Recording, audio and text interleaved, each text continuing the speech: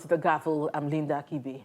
The House of Representatives Committee on Finance launched a probe into the planned sale of national power assets by the Bureau of Public Enterprises.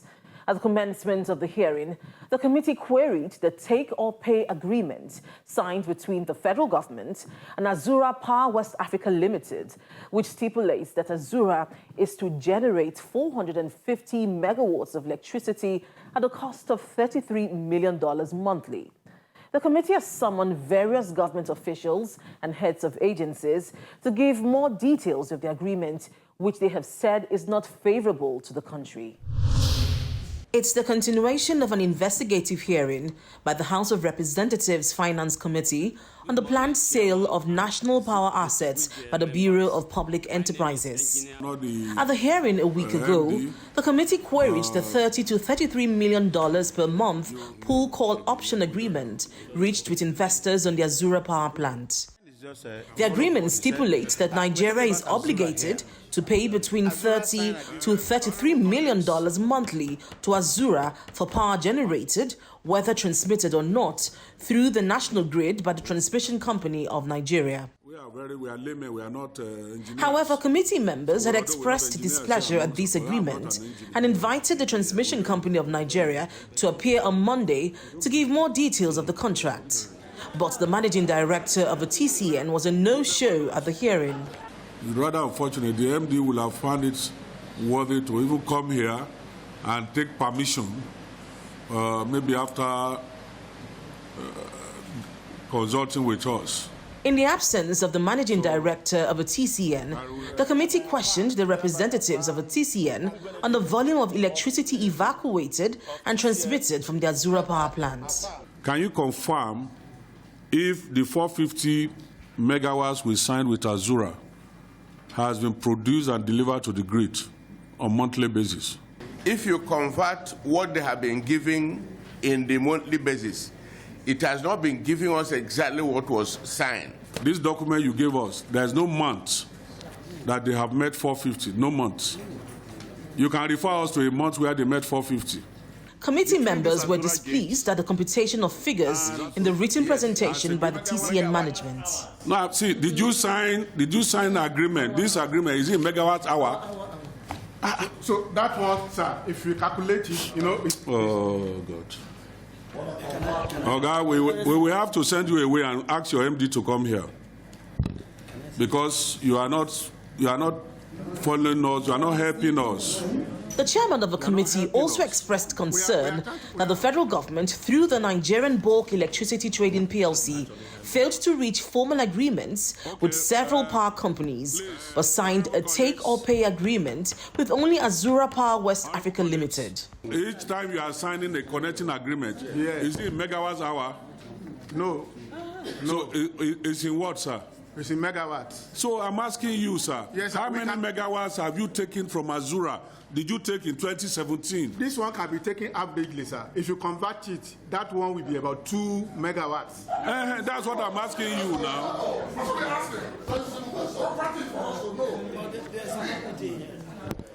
Angered by the inability of representatives of TCN to give answers to critical questions, the committee dismissed the representatives and insists that the managing director of the TCN and the accountant of the company must appear before members on Tuesday, August 23rd, to answer the queries and furnish members with more details on the pool call option agreement reached with investors on the Azura power plant. The committee continued the investigative hearing the following day, August 23rd. The managing director of the TCN appeared before members.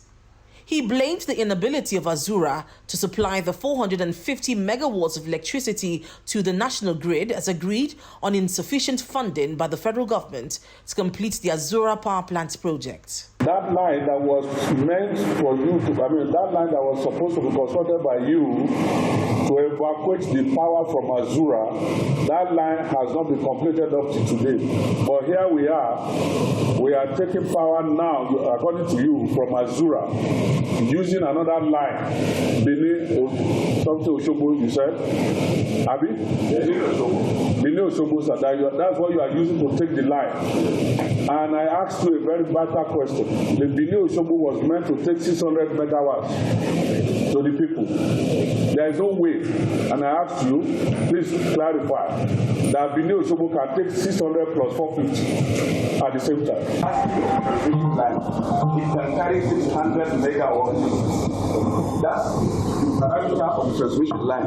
It doesn't mean that it is carrying 600, but it can carry 600. So it depends on which load we have before Azura. Not satisfied with the response from TCN, the committee demanded for details of the company's financial dealings from 2010 till date. I want to see the budget allocations from 2010 to date, to 2022, the budget allocations. You have been provided. It can be provided, sir. Yeah. I want to see the budget allocations. And the payments, how payments were made. No problem. With all the details of payments to the contractor. Yeah. And the certificates of completion before payments for each of the payments. The committee then summoned the Ministers of Power and Finance, as well as the heads of the Bureau of Public Procurement, the Niger Delta Power Holding Company, the Nigeria Bulk Electricity Transmission, the Transmission Company of Nigeria, and the Nigeria Electricity Regulatory Commission to explain their roles in the agreement. No date was fixed for the appearance of the agencies. The House of Representatives held a public hearing on a bill to create the National Electoral Offences Commission. The commission, if established, is expected to investigate all offences created in any law relating to elections in Nigeria and prosecute offenders in the bill under consideration. Let's take a look at what transpired during the public hearing. Just like the Senate, the House of Representatives is working on the legislation to establish the National Electoral Offences Commission, and this gathering is to get the input of major stakeholders on the bill. The establishment of the National Electoral Offences Commission is part of the reforms of Nigeria's electoral laws by Parliament intended to enable free, fair and credible elections. The chairman of electoral body INEC believes that reforming the country's electoral process cannot be complete without effective sanctions on electoral offenders, a task he says is overburdening the commission. It is clear that the reform of our electoral process cannot be complete without effective sanctions on violators of our laws. At present, INEC is saddled with the responsibility of prosecuting electoral offenders under the Electoral Act. This has been very challenging for the Commission. For instance, since the 2015 general election, 125 cases of electoral offenses were filed in various courts, out of which 60 convictions have so far been secured, including the most recent one in Akwa Ibom State. The Commission would like to see more successful prosecution of offenders, not just ballot box snatchers, falsifiers of election results and vote buyers at polling units, but most importantly, their sponsors. So I recommend the establishment of the Electoral Offences Commission. He stresses that INEC would like to see more successful prosecution of sponsors of electoral offences. The ballot box snatcher is unlikely to be a beneficiary of the election. The person who gives money at the polling unit is unlikely to be a beneficiary of the election. And these shenanigans will not stop until we get to their sponsors, the high-profile sponsors of these violations, and make an example out of them. He, however, opposes some of the clauses in the bill, which empowers the Attorney General of the Federation to make laws for the Commission. First is Clause 33(1) of the bill, which confers jurisdiction on federal, state, and FCT high courts to try offenders under the bill. These courts are already overburdened. It is proposed that the Electoral Offences Tribunal be established with exclusive jurisdiction to try electoral offenders. The second clause is clause 44, which empowers the Attorney General of the Federation to make rules or regulations for the Commission, that is the Electoral Offences Commission. Conferring additional power to any other body may cause friction or conflict with the Commission, which should be independent in the discharge of its functions, even if doing so requires consequential amendment to other laws of the Federation to empower the Commission and guarantee its independence. In any case, Clause 1, Subclause 2C of the bill grants the Commission power to make its own rules and regulations. However, the Economic and Financial Crimes Commission, EFCC, opposes the establishment of a separate commission to investigate and prosecute electoral offenders in the country. Section 145 of the Electoral Act also have already given power, prosecutorial power, to the INEC to prosecute the criminal offenses. So it's our position that there's no need to create an agency solely for the purpose of investigating and prosecuting electoral offenses, most especially when our electoral processes is seasonal in nature, being that the elections are held once in 4 years in the country. The bill to establish the National Electoral Offences Commission provides for an imprisonment of up to 20 years or a fine of 40 million naira or both for the offence of obstructing vote counting or other acts inhibiting electoral due process. But this is too steep a punishment, according to a stakeholder. Usually when offenses are identified and prescribed in a law, it's important that the punishment for it be commensurate with the offense identified. Looking at the Electoral Offences Commission propositions here, it includes that the proposal that says that at least 20 years imprisonment for ballot snatching. I think that is overwhelming. 20 years imprisonment for vote buying, that is overwhelming. 40 million at least as fine, which means it could actually extend to 100 million as fine.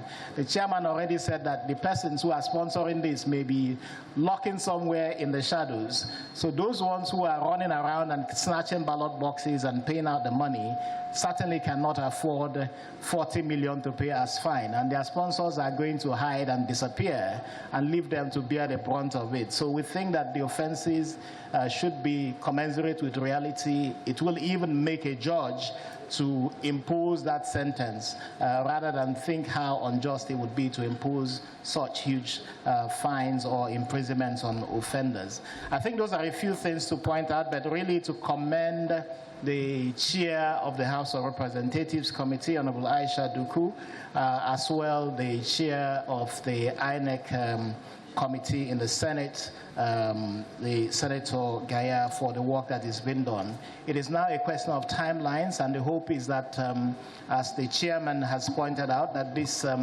Electoral Offences Commission bill be passed. We're also calling on a different matter, the Electoral Act. We know that these two committees did an excellent job in pushing and getting the Electoral Act passed. There were amendments proposed and made by the National Assembly amending the 2022 Act. These were very appropriate amendments. We understand that this is before the President for assent. We think that it's important, given that this will not have an impact on the 2023 general elections, that it is important that the President assents to the pending bill before him amending the 2022 Electoral Act. The House of Representatives Committee on Electoral Matters is expected to collate the views expressed in this public hearing and prepare a report for the lower chamber. If passed, the bill will be harmonized with the legislation already approved in the Senate. Welcome back to the Gavel. The Senate passed the Electricity Bill 2022 in July this year before the National Assembly went on its annual recess. The Electricity Bill would allow states to generate and distribute power, as well as address the problems in the power sector.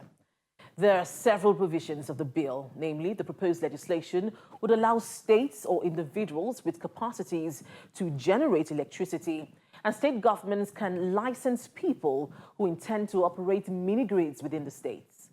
We interviewed the former chairman of the Nigerian Electricity Regulatory Commission, Dr. Sam Amadi, on the proposed legislation and revisited the privatization of the power sector, examining the gains, challenges, and the way forward. It's really difficult to say, but one can say that the success we now have is, the real success is liberalization, which is that the sector is technically, legally open for different actors to play. So it's no longer a public monopoly. So the unbundling of the sector in terms of allowing for independent power projects, in the generation sector, is a massive gain if we're used. Some would have the unbundling and commercialization of the electricity sector in terms of running for profit, in terms of allowing consumers pay what one can call market, efficient fees for consumption. It's a gain. It would have been a big gain, but for the privatization. So my worry about the process is not that it's not like the managers were corrupt. Is that they fell into a trap, ideological trap that was awash all over the world. Oh, government can do nothing. Oh, just give private sector. But anyway, you have looked at the electricity market, whether it's the British experiment that was a failure to the extent that it didn't quite immediately improve affordability. It improved profitability for the firms and had a problem. Because the electricity network originally is designed to be not to be unbundled. It's supposed to be a monopoly. It's sticky. You can't just easily. It's not like telecom. People say, "Oh, telecom." Look, the government privatization failed in telecom. What worked in telecom was liberalization. If you recall, what happened was that government simply opened up new spectrum, sold mobile network to other people, licenses to operate alongside the government-owned. Effort to, whether Pentescope or MTEL, to privatize the existing net or whatever it was then, Nigerian External Communication Company. There have been concerns about the manner of the privatization exercise by the previous administrations. We've seen some companies have funding issues, metering issues, tariff issues, even gas supply issues. So one would ask, is it that due diligence was not done by the federal government in the selection of the companies during the privatization exercise? I think the due diligence was done to the extent that you have to establish who has a better case. So there are three people who are proposing to buy an asset. Each of them have a proposal. And so you choose maybe the one who has the highest price tag, the one who provides for you the best plan to reduce losses and make the entity more efficient.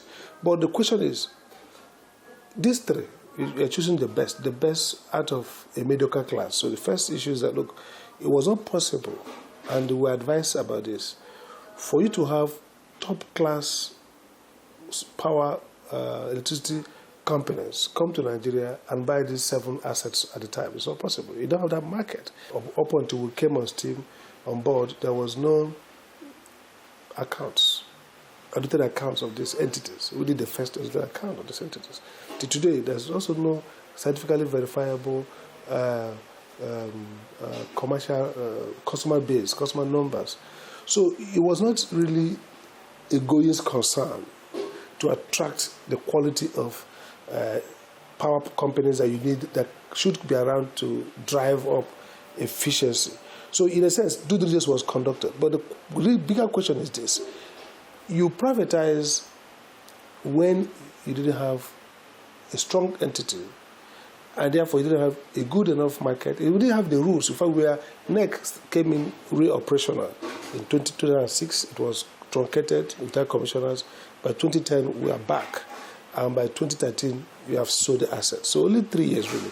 We used that 3 years to provide all the basic rules. But you've not yet begun to enforce standards and corporate governance and begin to ramp up the quality of those assets in terms of management turnaround. And now, one of the aspects of the bill was that The bill, when signed into law, will open up the space in the power industry and allow states or individuals with capacity to generate their own power and distribute. That since electricity is on the concurrent list in the Constitution, so the bill has allowed state governments to license people who intend to operate mini-grids within the states. Do you think it is a step in the right direction? I think I read the bill briefly. The problem with the bill, and that's the problem with, we've talked about this, with lawmaking procedure in the country, is the lack of understanding about methodology for legal drafting in terms of, first, a social science analysis, what's the problem, and then, of course, a methodology that tells you the solution can come there. So let's talk about efficient use of this generated power. Now, three things can happen.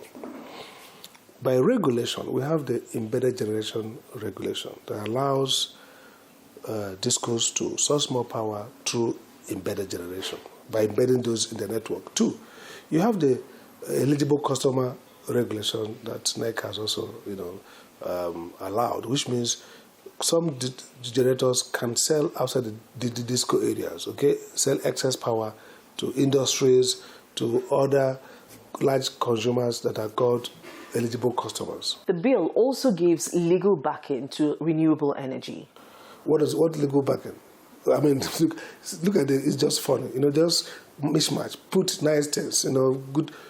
Renewable energy today. There is a renewable energy policy. There's nothing in the law that stops renewable energy. What it has been doing is to now focus on incentive structure for development of renewable energy. For example, if they say something like that, government should create a fund to encourage development of renewable energy plants, and the government should match each investment in renewable energy with 0.0% grant. So what that means is that that people, you want to encourage more renewable energy as a policy, but developers are risk averse. Developers are looking at the cost of renewable energy, maybe the technology they need to do. So you can look at technology support. Look at an agency of the federal government, say, social amount of money should put there to sponsor research on renewable energy. Two, you can ask NEC to ensure within a period of time that his portfolio of licensed energy is 10 to 2. Okay, that means for every 10 megawatts of conventional power you license, you must license 2% renewable. That's the kind of reason. So you want to push them to upgrade the renewable portfolio through strategic actions, and you define those actions. Now, what would be the key steps to be taken by the federal and state governments to turn around the power sector?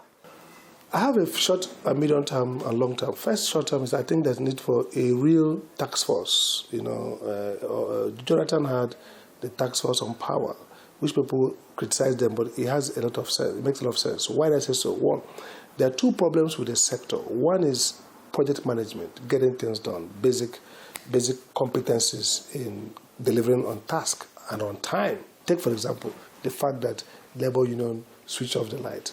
And they said, look, for the past months, they have been writing letters. And the head of service said, we don't respond to those kind of letters. Now, a labor union that can throw it to darkness, have been writing letters, alleging issues. Nobody is sane and focused enough to pick up this and see the risk down the line and engage it and maybe convince them and turn them around or provide mitigation in case. So that's the high level of lack of leadership. You need to have a strong tax team that is looking at everything. In fact, you need to actually micromanage the system for a short time. What I mean is that you don't assume that actors are going to deliver on their targets. You have to have somebody top there. Should this team be at the ministerial or agency level? It can be at the presidential level, presidential task force. So it's independent and ring-fenced. And again, the trick is to don't use it for job for the boys. Get those who kick ass. Get people who know the problem. Get people who will not be focusing on money, what they're going to get. Because oftentimes, when you create this kind of tax force, they are thinking about, oh, this is opportunity to make money from the sector.